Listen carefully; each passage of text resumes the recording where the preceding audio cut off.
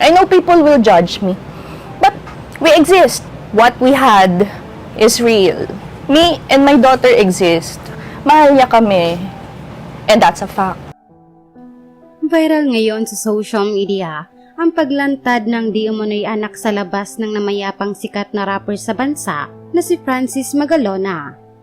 Sa YouTube channel na Pinoy Pawn Stars ay kinilabutan sila sa hindi nila inaasahang customer nung araw na yon dahil nagpakilala itong dati siyang karelasyon noon ni Francis M. at kasama din ito ang di umano'y anak nila ng rapper na ayon sa kanya ay si Francis M. pa mismo di umano ang nagbigay ng pangalan.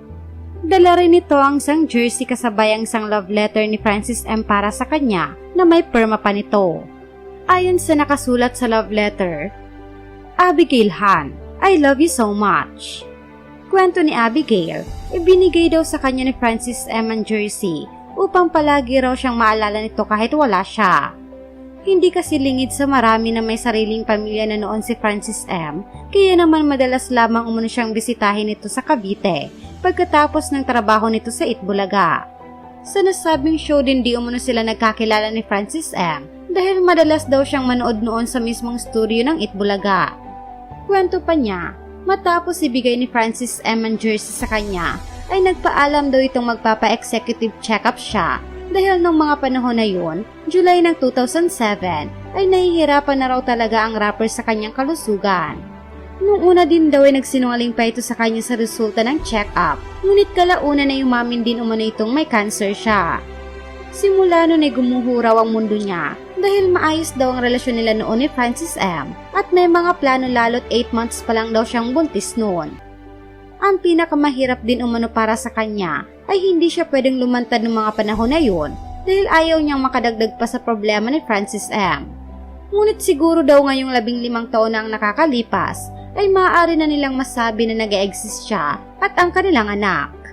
Mga pahayag nito, for 15 years, nanahimik ako I didn't say anything about me and my daughter. Siguro naman ito na lang yung karapatan na pwede kong magawa para sa kanya. Kasi hindi naman ako nagsalita I know people will judge me. But we exist. What we had is real. Me and my daughter exist. Mahal niya kami and that's a fact.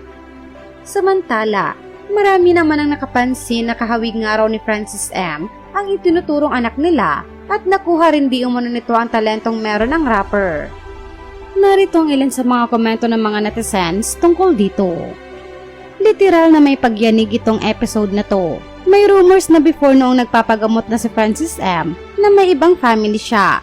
Di na lumabas after his death. Salute to Miss Abigail kasi kinaya niyang itago sa public for 15 years. And right now, swabe lang yung pag-reveal niya. There's still pain sa part niya, pero tanggap sila ng publiko, lalo na ng fans ni Francis M.